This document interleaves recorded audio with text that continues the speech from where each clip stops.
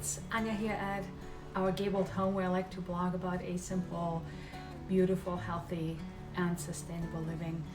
And this is back to school time, so I want to talk about the importance of rhythms and rituals.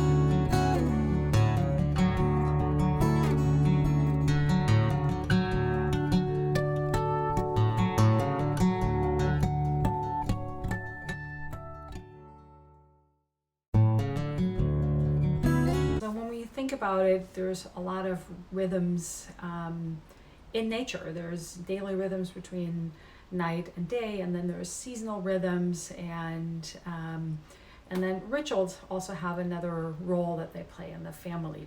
In previous times, humans were much more in tune with the natural rhythms. If you think about the fact that they often couldn't afford lighting, or it was expensive, so they had to really not use it too much, and they just went to bed with the sun and they woke up with the sun.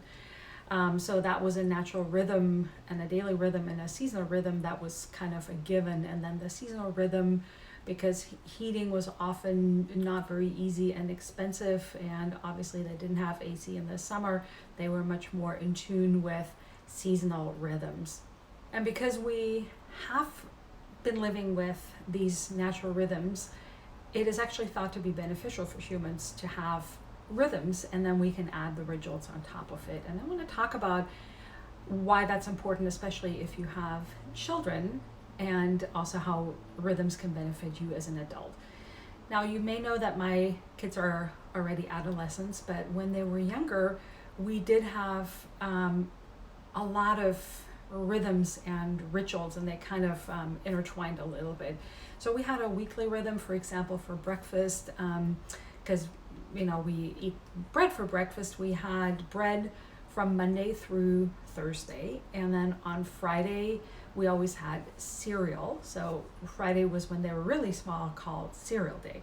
And on Saturdays we always had pancakes, and on Sundays we had our German style breakfast where we had hard-boiled eggs and we had rolls. And so they knew this rhythm, and also there was never this, oh, I don't like this, or I don't like that, or can we have this instead of that, because there was just that rhythm. And Friday was always cereal day, and Monday was always bread day. So it was actually really easy, and it was also easy for me because we didn't have to think about what we're going to do next. And bedtime was another ritual or rhythm that was always the same. We would have dinner, and then they would take a bath and put their pajamas on, brush their teeth, and then go to bed.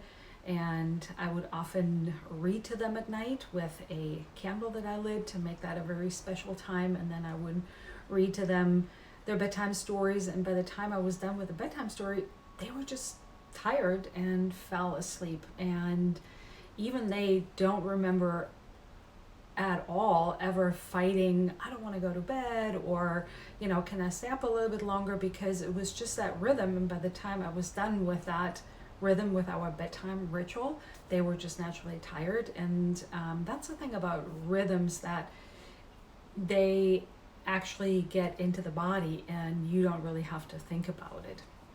We also had seasonal rhythms. We would celebrate certain festivals. There was always a Christmas Eve ritual that we had, or something for New Year's Eve, and then for Easter, for Thanksgiving. So I'm just giving you examples of certain rituals or rhythms that you can introduce into your family. And then also as an adult, if you have, let's say, a weekly rhythm, you do laundry every Friday, just by the time Friday comes around, it's laundry day. Or if you, let's say, every week you change your sheets on Monday, then that's what you do on Monday. And if you have monthly rhythms where you do something, let's say clean the windows, I have a 3-monthly rhythm where we change our toothbrushes. So once you establish those and stick to them, you really don't have to think about doing something, because your body kind of does it for you. And that's why I love that so much. And so for us adults, I feel like it takes mental work out of certain chores or things that we want to do, And for children, I find that it really helps calming them down, so they don't have to figure out what's going to be next. If there are some cornerstones in the day where they know, oh, that's always the same and bedtime is always the same, they don't have to figure anything out, and they don't have to try to change the rhythm or try to argue with you why they don't want to go to bed, and the example with the bedtime ritual. And it gives them that security, and it really calms them down, because even though they may not want it, it's really better for them. And we know that children often want something even if it's not good for them. It's like if they always want to eat chocolate, we know that that's what they want, or candy, but we also know it's not good for them. So they need us adults to basically lay it out for them and give to them what's really good and beneficial for them.